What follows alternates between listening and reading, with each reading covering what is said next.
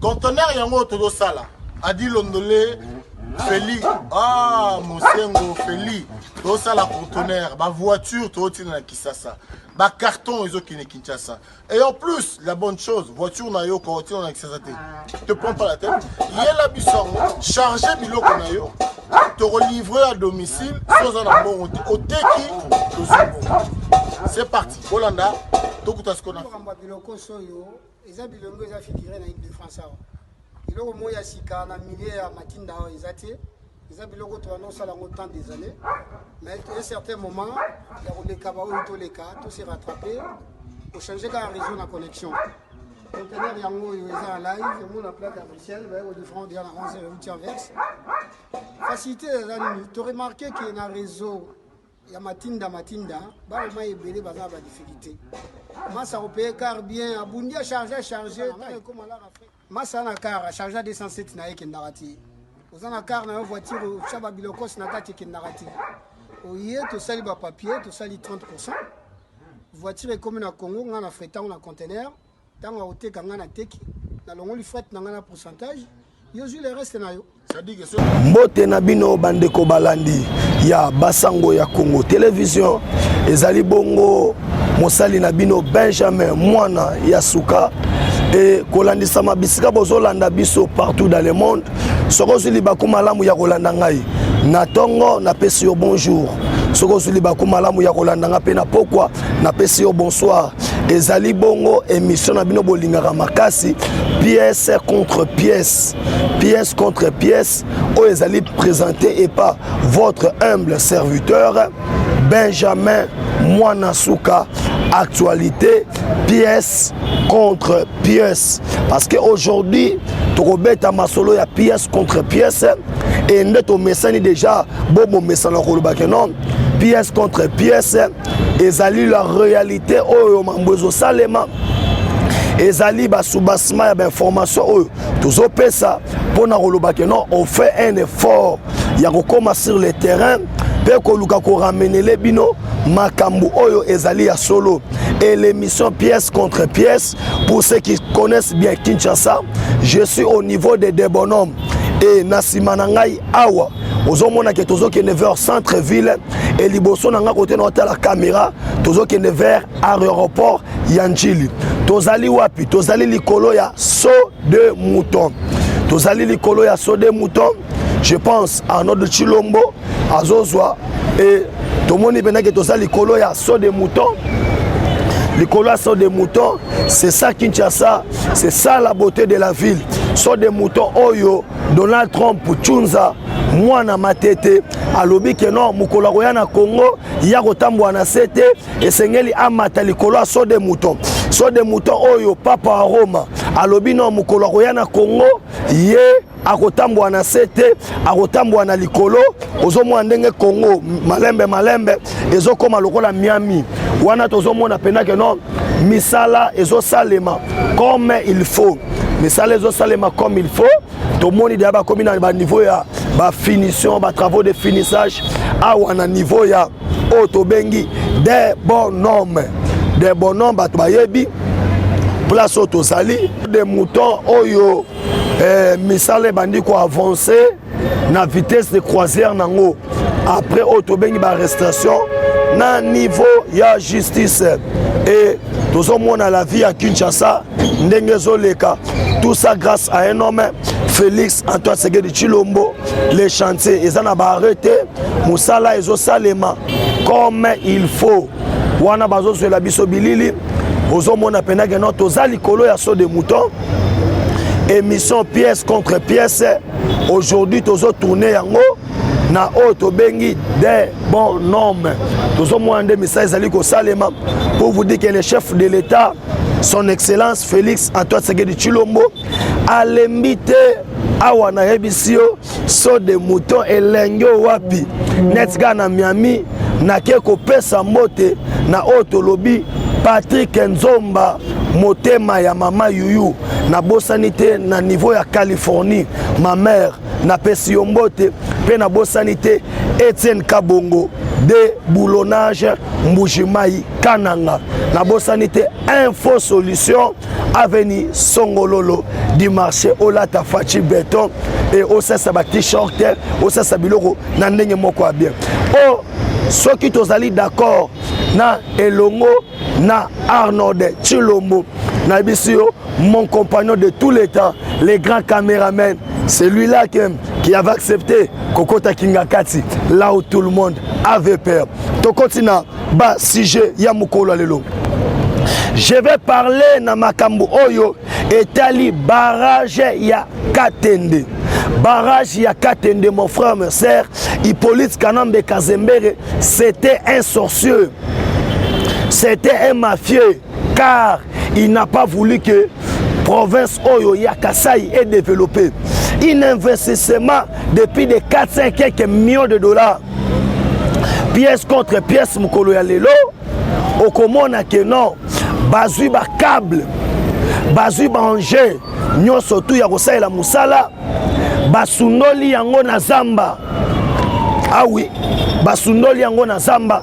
Je pense bazopesa biso déjà pièce au comprendre que non pièce oyoyo ozotala yo moko ozomona comment na niveau ya zamba o wana tomona susu matata ponyo na niveau ya zamba ba câble ba matériel yango wana rouillé na ndemo osakana te na sebino que non les informations tozopesa vrai pièce contre pièce.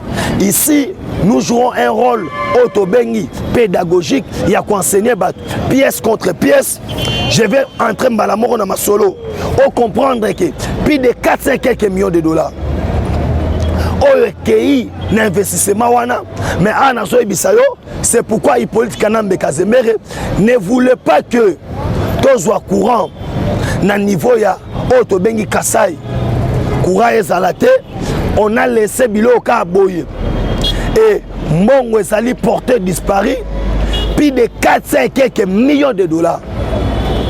Oh, ça ferait très mal hein, kobeta masolo nango après Bukanga Lonzo oh bomonaki premier ministre atambolaki oh le bilan a été bien et bien négatif et aujourd'hui encore to continue marambo oyo etali barrage ya Katende na niveau ya Otobengi Kasai central et on a fait Sabino spectacle ezali très désolant. Spectacle ezali très désolant pourquoi? Parce que Moussala et Salami Nenge et Sengelité netolobi pièce contre pièce les lots aux alikolo ya saut de mouton oh badanda le bageno et kosi la terre toza liboso ya saut de mouton pour la Sabino que non Moussa les autres la Nenge Sengeli mais on a fait bisayo que Arnaud de Chilombo azozo ba image tozo tambola pour le Sabino que barrage assiste Katende oyo Batuya Kabila Baleki Mbongo nango spectacle ezali très désolant. Spectacle ezali très désolant na komona makamundenge bande koleka auparavant na mboka oyo. Et c'est pourquoi la justice doit faire son travail. Et la justice qui élève une nation grâce à un homme Félix Antoine Tshisekedi Tshilombo. Oui, car on a pièce contre pièce. Tout le monde a continué à dossier. Il y a Otobengi ambassadeur. Il y a Rwanda na République démocratique du Congo. Solo Okoye Baboy, il a fait une déclaration pour dire que Tipo Babengi na Kombo ya Martin Fayulu Madidi, Martin Fayulu Madidi qui se prétend un chef de l'État, Oyo akangamaki na confinement, un chef de l'État Oyo azali capable de renommer ambassadeur. Alors bi mettant ngai ko déposer lettre ya créance na déposé yango auprès du chef de l'État ni Oezali Félix Antoine Tshisekedi Tshilombo. Cela veut dire je demande à Martin Fayulu, tu dois faire l'opposition et la nuit et le jour. C'est pourquoi j'ai aimé Francis Kalombo qui a bien dit que ce qui est chef de l'État aligné à Yambalamuka ayamba biso na moi et non à Boutou et ba caméra il y a RTNC Zala pe les grands caméramens Arnaud de Tshilombo Azala Pewana pona kozwa ba image neto sakibino. Mais aujourd'hui nazo fan de la CG ya un an ya gouvernement Ilunga Ilukamba. Ah oui, un an gouvernement Ilunga Ilukamba parce que bazo pesa biso pièce au comprendre que non un an ya Ilunga Ilukamba ezali pena ko zala moi mobulu parce que makambo ezali ebele. Là maintenant nous voyons directement les ministres Eteni Longondo balobi un an ya gouvernement binaku nguvu tu sais que bino que non Benjamin moi na sous actualité et il n'a raté scène et indi parce que notre ministre Eteni Longondo a commis comme ça la haute bengi le point de presse ana zo ibisayo makambo ese indi na niveau ya parquet ya Gombe ya Matete pardon. Mais nazo sabino que non les 1 an il y a gouvernement oyo ezali plus caractérisé na ba point ezali positif auto bengi ya justice grâce à un homme Félix Antoine Tshisekedi Tshilombo. Mais nazo so que non et belé ba ministre FCC bayaki na gouvernement pour na roboma pour na ko bebisa mais ana so bebisa je vous assure que bientôt là bazo sala auto bengi remaniement ministériel parce que beaucoup ont foiré à leur mission et la taille même du gouvernement elle est qui tellement mounene d'où alors après sortie il y a crise il y a Covid-19 et Sengeli Nabiso toye bakeno et Sengeli va réduire taille à gouvernement mais dans ce gouvernement oyo il y a eu beaucoup de histoires oyo ça m'a kiamala mouté pendant une année oyo il y a eu des points positifs. Par exemple, quand nous parlons de la justice qui élève une nation, c'est grâce au gouvernement, sous l'inspiration Otobengi, chef de l'État, Félix Antoine Tshisekedi Tshilombo. Grâce à ce gouvernement, on a pu avoir Otobengi $1 milliard aux États-Unis après Sibiso parce que Otolobaki réellement que non, Fatia Samusala Malam. Grâce à ce gouvernement, tu réussis Kokotana Otobengi à Goa. Grâce à ce gouvernement, cela veut dire Félix Antoine Tshisekedi Tshilombo, Oya président conseil de ministres, Moussa Salema tellement kitoko parce que rigueur grâce au gouvernement net au monde de sous que non Otobengi ministre IPSP parce que on doit nous dire la vérité que non à l'époque de Kabila quelqu'un pouvait s'élever à Zumbonga Mboka aller na ndenga lingi atondisi na ba poche nenga lingi mais grâce il y a Félix Tshisekedi Tshilombo Moussa Salema tellement kitoko et tozo qui ko féliciter kolobake non vive Otobengi Félix Antoine Tshisekedi Tshilombo. Mais après une année à gouvernement, nous sentons que non, il y a un sérieux problème avec cette coalition FCC cash. D'où alors, pour le chef de l'État, à l'objet que non, ce qui Otobengi coalition. Et comment nous avons bloqué Mboka, même avec une autre coalition, de rediriger Mboka. C'est pourquoi j'aimerais marteler pour dire que hier, le secrétaire général, Augustin Kabouya, a l'objet bien que Otobengi coalition oyo toko bossa na mabe oyo salamité sous prétexte il y a coalition. Mais on peut que féliciter parce que le chef de l'État Félix Antoine Tshisekedi Tshilombo a sali quand même effort à tozo mona misala so de mouton ezo kende na vitesse moko incroyable batanda mona que non ezali impossible et si là mais ana so bisayo kitoko wapi Congo comme le la Miami et comme le la Dallas les États-Unis d'Amérique. Oh papa lobi que non hier sera na Congo mataka likolo so de mouton Donald Trump lobi que non sera hier na Congo mataka likolo so de mouton pour la sabino que non Félix Antoine Tshisekedi Tshilombo fachi beto Moussa les Salema comme il faut bolanda bato azabi lobela te que non awa toza na Kinshasa pour na bato bayebi puis précisément awa na Debonom bato abi kitana bi que non na simananga boza centre ville et liboso nanga boza vers aéroport ya Njili. Ça veut dire grâce à ça de moutons au monde que non marama embouteillage to chango bayo parce que fachi beton de makam. D'où alors une année à gouvernement ezali incarné les sous na Otobengi Otolobi procès munene oyo et tournaki oyo la kisaki biso Vital Kamerhe azalaki na boloko et makamunenge salamaki parce que na une année à gouvernement oyo c'est que les autres pensaient que ça era impossible. Fachi a pu réussir. C'est pourquoi on peut applaudir cet homme Félix Antoine Tshisekedi Tshilombo. Waouh, c'est grâce à cet homme Félix Antoine Tshisekedi Tshilombo, grâce à Fachi Beton, sous l'impulsion du chef de l'État, tout le monde a ndenge zo salema ndenge esengelaki parce que beaucoup croyaient que non Fachi n'allait pas réussir et aujourd'hui une année après il y a gouvernement na biso on peut que remercier le chef de l'État, Félix Antoine Tshisekedi Tshilombo, parce que misala ezo salema ndenge sengelaki pour batuso bandoya baloyengo so de mouteurs aussi la terre boyena boy. Mais une année après siko chef de l'État grâce à l'institution naie tomoni misala ezali kosalema bo esengeli. On peut que applaudir au chef de l'État Félix Antoine Tshisekedi Tshilombo. Nakemba moko na dossier Oyo et les 7 sénateurs. Je pense que Bape Sangaï pièce pour comprendre que ces gens Oyo Tobengi, il y a Bamagui de l'FCC, Bazoinga ba embrouillé Oyo Tobengi Makamunenge Sengeli.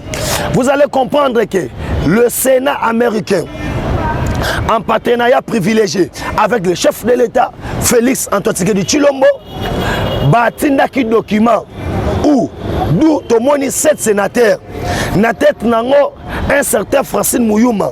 Pour ceux qui ne connaissent pas Francine Mouyouma, Aza d'abord d'une nationalité douteuse parce que Otolobi papa le kinae o ezali Charles Bisengemani toyebi histoire ndenge tambolaki. Mais aujourd'hui là, elle se permet ya kozongi sa Sénat américain pendant le bagano mission d'être zaboué l'itati corruption. Le plus grand problème est quoi? L'FBI travaille désormais avec l'Agence nationale de renseignement. Ce sont les informations ultra secrètes que je ne peux pas divulguer devant la presse. Mais je vous dis, c'est là que le matériel et c'est Yaki service autobengi en heure. Bazo travailler c'est pourquoi tous les mafias ils ont peur. Ils ont peur de quoi? Parce qu'ils savent que non, bientôt Otolobi dans sa papa yakananu na esegyo que non, yakananu oh kamere boy yaka e tombola ye kenena no boy. Na esegi bino ke TV Zali radio te. Et que l'émission pièce contre pièce, Tobuka Lokutate, nous parlons des histoires Oezali, vérité. Et na Pesimbote, na Otobengi, Majiba. Waouh, Majiba. Place Ozali, Mbote Nayo. Et on comprendre Makambu, Ndenge Zali Kokende. Parce que pièce contre pièce, émission Oyo, Bolingaraming, émission Oyo Bolukaraming, Ezali Wana, Ponabino. On comprendre l'émission pièce contre pièce, là on fait un effort.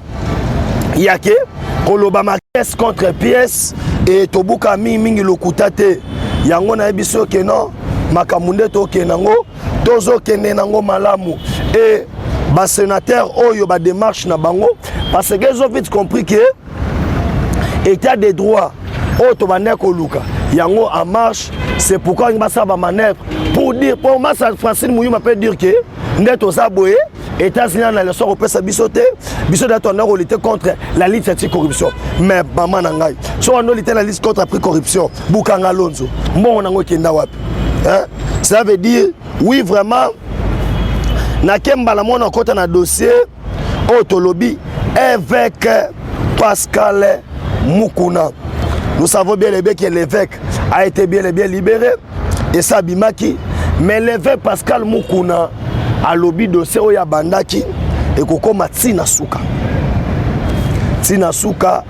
parce que o bamba lukaki basisa yango. Et évêque Pascal Mukuna, pour votre information, à cause de là wana pona kofunda dossier ya qui a tué musée. À un moment dans Sabino, il y a plusieurs enfants au musée, basé à Kinshasa, pour un dossier qui a tué musée.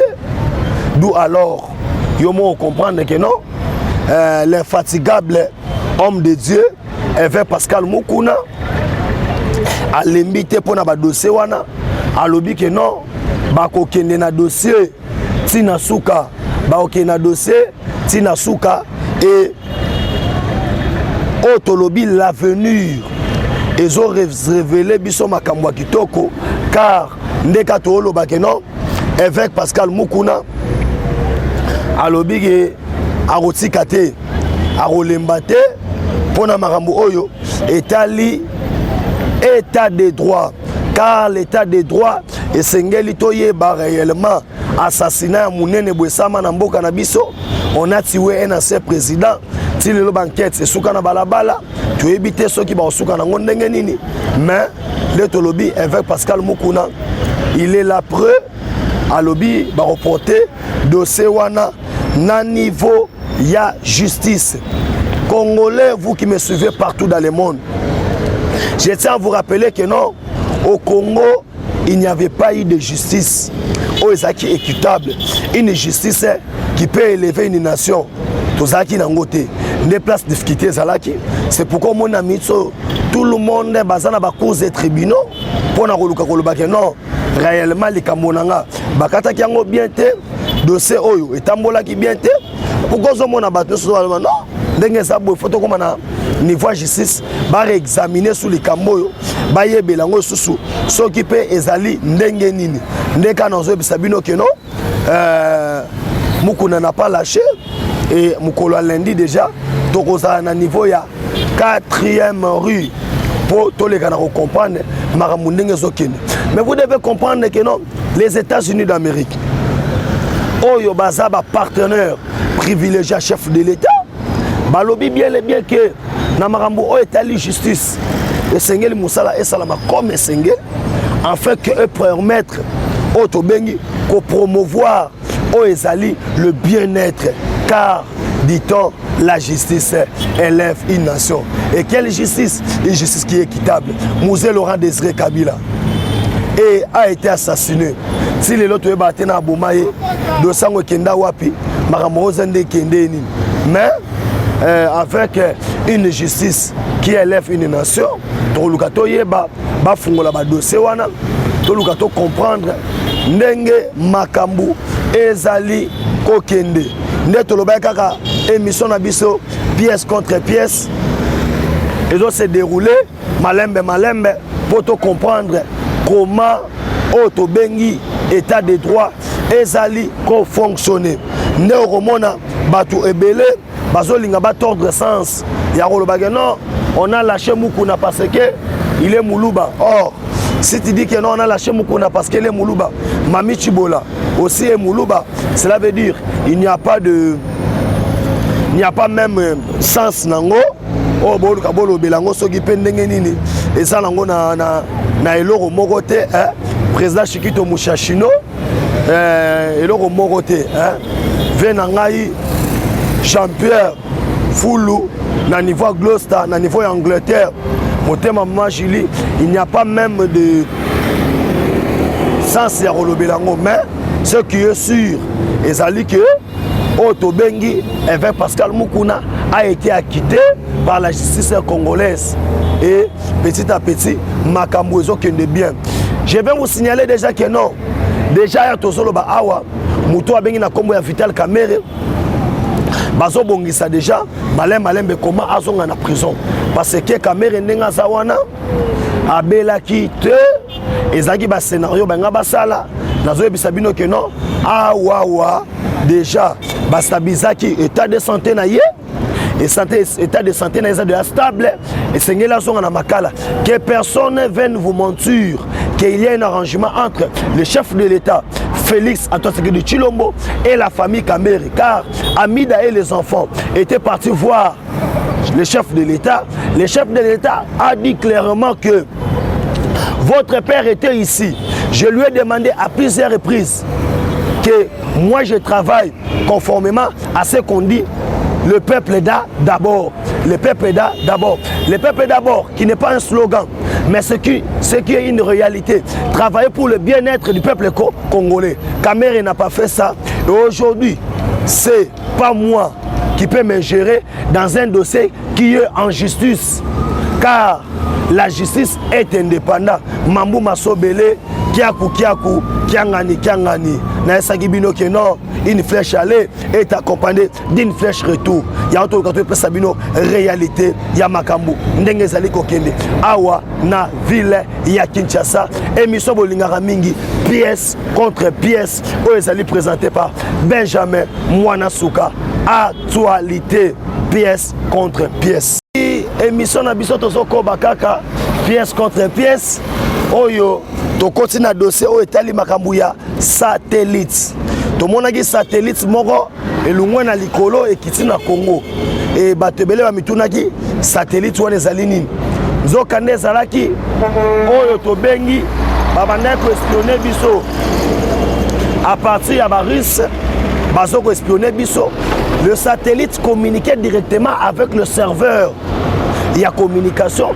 Oh, ya biso ya Congo, ezaki na niveau ya otobengi Rwanda.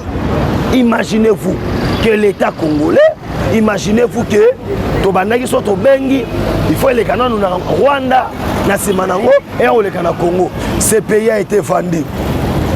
Mais grâce à un homme, Félix Antoine de Chilombo, on a essayé de faire une émission pièce contre pièce. On a dit, on a essayé de faire une émission basé espionner biso bochaki tem. Mais grâce aux Américains, tout le monde va betaki tout coup auto bengi satellite et quoi il va bamoni yango na miso et les gens maintenant ont vite compris que non, c'est que Benjamin disait et ça le kutate et ça makambu ya solo. J'ai parlé na makambu oyo etali espionnage. Banda kala que on était en train de nous espionner. Et na minute wana bando cha moi tembe. Mais aujourd'hui, on va comprendre que non, ce ne sont pas des rêves, mais c'est une réalité. Et c'est une réalité, c'est que non, Makamunde Tokenenango, Oyo, et c'est Makambuya Lokutate, et c'est Makambuya Solo, on a le rôle de Sabino que, Oto Anawe Sabino, et c'est Lokutate. En fait, Makambozo Leka Awa, moi, je suis dans la caméra exacte. Vous avez posé en contact au BT piste 243 9 70 40 89 57 piste 243 9 70 40 89 57 wana penande au contact pour ma solo pièce contre pièce les amis la sabino ba réalité ana so bisayo le Congo est maintenant bien outillé. Le Congo est vraiment bien outillé. Dans Marambo Tolobeli, il y a sécurité. Agence de renseignement Nabiso, et qu'on est bien outillé. On a presse et salité. Nakembala moko, Nakoluka Kotali Saoke, Forum Moko ya Munene, et Beta Maki. Oyo, papa, Marambo s'est changé dans beaucoup.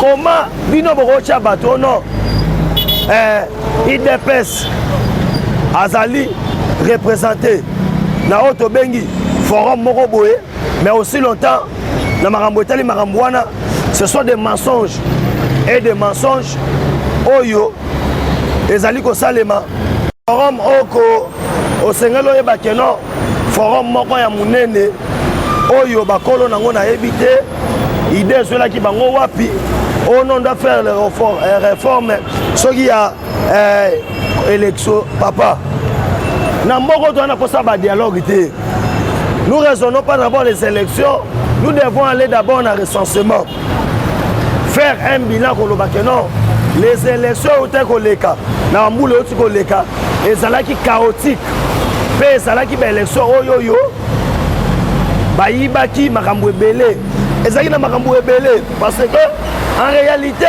le droit FCC, dans la majorité, Félix Tshisekedi a gagné qui non seulement l'élection au Tobengi, il y a présidence, mais tous les députés belé. Mais il y a un monde qui a été et qui est le moins belé. Il y a un Sabino que Nande Marambozo Kende, IDPS, Azalaki, na makambo batangi forum soi-disant yango moni lelo réalité bimi que oh non to suspendre to saliboy na kembala moko na dossier oyo so le sabatu base bilanga po to komo chité to komi na suka émission na biso mokona lo base bilanga comprendre que non ce sont les mafieux ya FCC nde ba maki biloko wana bazaki na système ya ko détourner na niveau ya otobengi frontière pour na koyiba ezali ndenge na bango nde mo pe na niveau ya Matadi okomona kuna ke basala otobengi pour na ndenge na bango et biloko wana no surtout chef de l'état azali au courant na yango IDPS ndenge to sabo nde to lo bakaka émission pièce contre pièce nde tolakisi bino ke non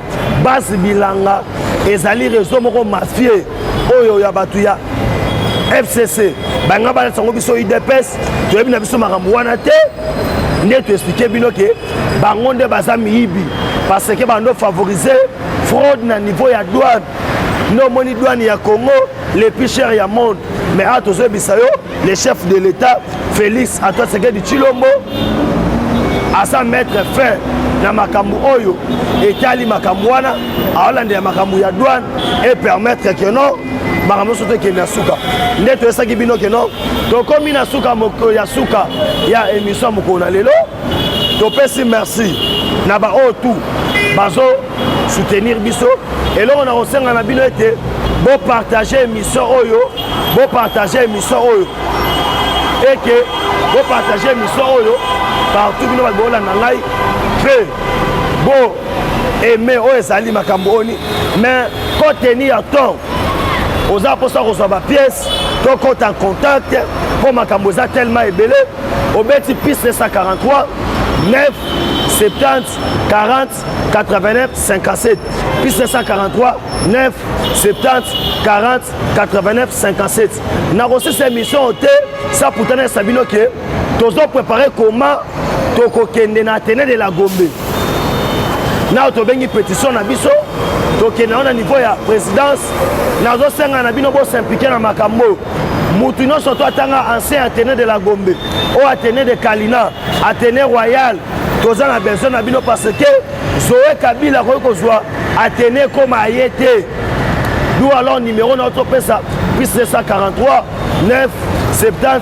40 89 57 boya to chama boko to sala marche wana il faut récupérer o ezali Athénée na biso et soki kolo yesu azongi te nayebi ke na mikolo ezali koya bokozwa susu émission na bino pièce contre pièce oyo nalakaki bino ke non il faut tosala yango na mbujimai totala ningo ekasanji abomaki mboka wana et napesi merci na Arnold Tshilombo oyo le grand caméraman a permettre biso tosala émission mokolo na lelo mpe kimia nzambe eyinga na mboto na bino ciao. Eshima, votre magazine qui bat au rythme de l'actualité. Retrouvez la nouvelle édition. Exclusivité. 60 ans après l'indépendance, État de droit sous le leadership de Félix Antoine Tshisekedi. Le 5e président de la RDC s'est jeté dans un combat sans merci pour l'instauration de l'État des droits. Contre vents et marées, Fachi Béton décide d'en finir avec une politique d'impunité. Félix Antoine Tshisekedi, porte-étendard d'un avenir radieux pour la RDC, un plan quinquennal largement tourné vers l'amélioration de la situation globale des Congolais.